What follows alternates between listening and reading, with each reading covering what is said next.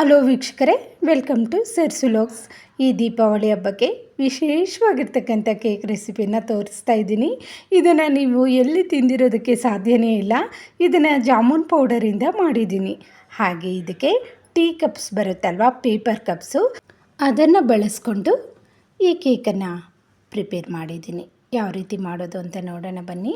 ಈ ರೀತಿ tea cups, paper ಕಪ್ಸನ್ನು ತಗೊಂಡು ಜಾಮೂನ್ ಪೌಡರನ್ನು ತಗೊಂಡಿದ್ದೀನಿ.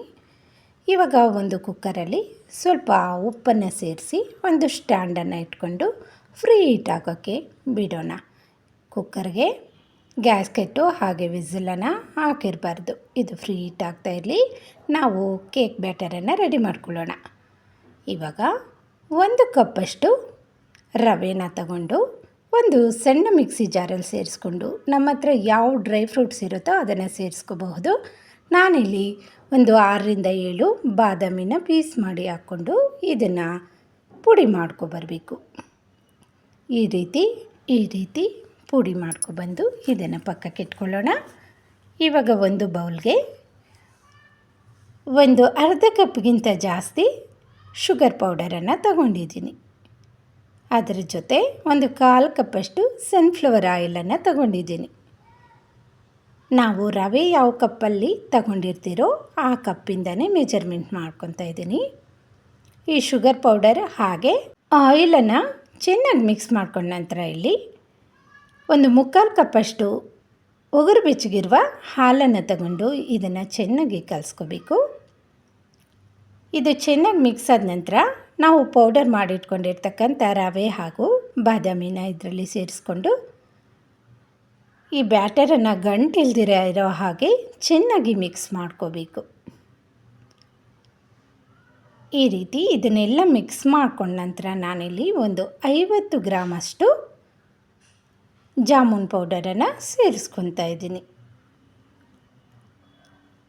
ಇವಾಗ ಇದಕ್ಕೆ ಒಂದು 1/4 ಸ್ಪೂನಷ್ಟು ಏಲಕ್ಕಿ ಪುಡಿ, ಒಂದು ಅರ್ಧ ಸ್ಪೂನಷ್ಟು ಬೇಕಿಂಗ್ ಪೌಡರು, ಒಂದು 1/4 ಸ್ಪೂನಷ್ಟು ಬೇಕಿಂಗ್ ಸೋಡಾ, ಇದೆಲ್ಲವನ್ನು ಹಾಕಿ ಚೆನ್ನಾಗಿ ಮಿಕ್ಸ್ ಮಾಡ್ಕೊತಾ ಇದ್ದೀನಿ. ಕನ್ಸಿಸ್ಟೆನ್ಸಿ ನೋಡಿರಿ, ಈ ರೀತಿ ಬರಬೇಕು. ಆವಾಗ ಕೇಕು ತುಂಬ ಚೆನ್ನಾಗಿ ಬರುತ್ತೆ.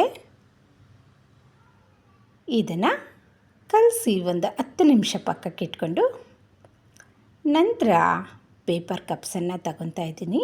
ಈ ಪೇಪರ್ ಕಪ್ಸ್ಗೆ ಸ್ವಲ್ಪ ಎಣ್ಣೆನ ಸವರ್ಕೊತಾ ಇದ್ದೀನಿ. ಇವಾಗ ನಾನು ಒಂದು ಸೌಟಷ್ಟು ತಗೊಂಡು ಎಲ್ಲ ಪೇಪರ್ ಕಪ್ಸಲ್ಲೂ ಈ ಕೇಕ್ ಬ್ಯಾಟರನ್ನು ಸೇರಿಸ್ಕೊತಾ ಇದ್ದೀನಿ. ಈ ದೀಪಾವಳಿ ಹಬ್ಬಕ್ಕೆ ಈ ರೀತಿ ನೀವು ನಿಮ್ಮ ಮಕ್ಕಳಿಗೆ ಕೇಕನ್ನು ರೆಡಿ ಮಾಡಿಕೊಡಿ, ತುಂಬ ಇಷ್ಟಪಟ್ಟು ತಿಂತಾರೆ. ಇವಾಗ ಇದ್ರ ಮೇಲೆ ನಮಗಿಷ್ಟ ಆಗಿರ್ತಕ್ಕಂಥ ಡ್ರೈ ಫ್ರೂಟ್ಸನ್ನೆಲ್ಲ ಕಟ್ ಮಾಡಿ ಸೇರಿಸ್ಕೋಬಹುದು. ನಾನಿಲ್ಲಿ ಪಿಸ್ತಾ, ಬಾದಾಮಿ, ಗೋಡಂಬಿ ಎಲ್ಲನ ಕಟ್ ಮಾಡಿ ಸೇರಿಸ್ಕೊತಾ ಇದ್ದೀನಿ. ಇದನ್ನು ನಾವು ಒಂದು ಪ್ಲೇಟಲ್ಲಾಗಲಿ, ಈ ಥರ ಬೌಲ್ ಇದ್ದರೆ ಅದರಲ್ಲಾಗಲಿ ಇಟ್ಕೋಬೇಕು. ಈ ರೀತಿ ಕೇಕನ್ನು ನೀವು ರೆಡಿ ಮಾಡಿದರೆ ಮನೆ ಮಂದಿ ಎಲ್ಲ ಇಷ್ಟಪಟ್ಟು ತಿಂತಾರೆ. ಪದೇ ಪದೇ ಮಾಡ್ತಾ ಇರ್ತೀರಾ, ಅಷ್ಟೊಂದು ಸೂಪರಾಗಿರುತ್ತೆ. ಇದನ್ನು ಇವಾಗ ನಾವು ಈ ಕುಕ್ಕರಲ್ಲಿ ಇಟ್ಕೋಬೇಕು. ಆಲ್ರೆಡಿ ಇದು ಹೀಟಾಗಿರುತ್ತೆ. ಇಡುವಾಗ ಕೇರ್ಫುಲ್ಲಾಗಿ ನಿಧಾನಕ್ಕೆ ಇಟ್ಕೊಳ್ಳಿ. ಇದರಲ್ಲಿ ಇವಾಗ ಮುಚ್ಚಳ ಮುಚ್ಚಿ ಒಂದು 20 ನಿಮಿಷಗಳ ಕಾಲ ಇದನ್ನು ಬೇಯಿಸ್ಕೊಂಡ್ರೆ ಬೇಗನೆ ಬೇಯುತ್ತೆ, ರೆಡಿ ಆಗಿಬಿಡುತ್ತೆ ಕೇಕು. ನೋಡ್ತಾ ಇದ್ದೀರಲ್ವ ಎಷ್ಟು ಚೆನ್ನಾಗಿ ಬಂದಿದೆ. ಒಂದು ಟೂತ್ ಪಿಕ್ ಆಗಲಿ ಅಥವಾ ಈ ಥರ ಸಣ್ಣದಾಗಿರ್ತಕ್ಕಂಥ ಚಾಕನ್ನು ತಗೊಂಡು ನಾವು ಕೇಕ್ ಬೆಂದಿದೆಯೋ ಇಲ್ವೋ ಅಂತ ಚೆಕ್ ಮಾಡ್ಕೋಬೇಕು. ನಂತರ ಇದಕ್ಕೆ ಮುಚ್ಚಳಾಕಿ ಸ್ವಲ್ಪ ಹೊತ್ತು ಮುಚ್ಚಿ ಹಾಗೆ ಇಟ್ಟರೆ ಕೇಕು ತಣ್ಣಗಾಗುತ್ತೆ. ಒಂದು ಅರ್ಧ ಗಂಟೆ ಹಾಗೆ ಬಿಟ್ಟ ನಂತರ ಇದನ್ನು ನೋಡೋಣ. ಈಸಿಯಾಗಿ ಬರುತ್ತೆ. ಹಾಗೂ ಬರಲಿಲ್ಲ ಅಂದರೆ ಈ ಥರ ಚಾಕುವನ್ನು ತಗೊಂಡು ಸ್ವಲ್ಪ ಪ್ರೆಸ್ ಮಾಡಿದ್ರೆ ಸಾಕು, ಬಂದುಬಿಡುತ್ತೆ. ಒಂಚೂರು ಅಂಟೋದಿಲ್ಲ ಕಪ್ಸ್ಗೆ, ಪೇಪರ್ ಕಪ್ಸ್ಗೆ.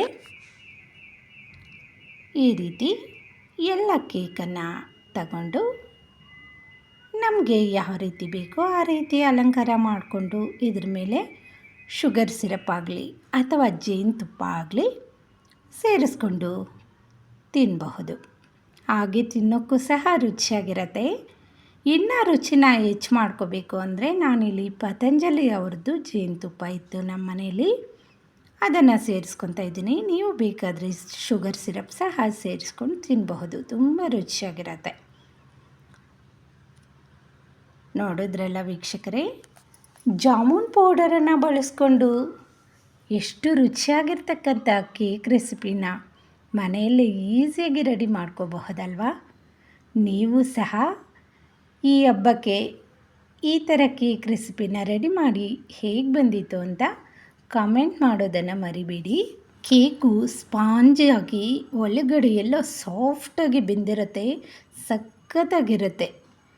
ಮಕ್ಕಳಿಗಂತೂ ಈ ರೀತಿ ಮಾಡಿಕೊಟ್ರೆ ಹಾಗೆ ಖಾಲಿ ಮಾಡಿಬಿಡ್ತಾರೆ, ಅಷ್ಟೊಂದು ರುಚಿಯಾಗಿರುತ್ತೆ. ನಮ್ಮ ಮನೆಯಲ್ಲಂತೂ ಸಿಕ್ಕಾಪಟ್ಟೆ ಇಷ್ಟಪಟ್ಟರು ಈ ಕೇಕನ್ನು. ವೀಕ್ಷಕರೇ, ಈ ರೆಸಿಪಿ ನಿಮಗೇನಾದರೂ ಇಷ್ಟ ಆಗಿದ್ದರೆ ಪ್ಲೀಸ್ ನಮ್ಮ ಚಾನಲನ್ನು ಸಬ್ಸ್ಕ್ರೈಬ್ ಮಾಡ್ಕೊಂಡು ನೋಡಿ, ಹಾಗೆ ಸಪೋರ್ಟ್ ಮಾಡಿ. Thank you for watching.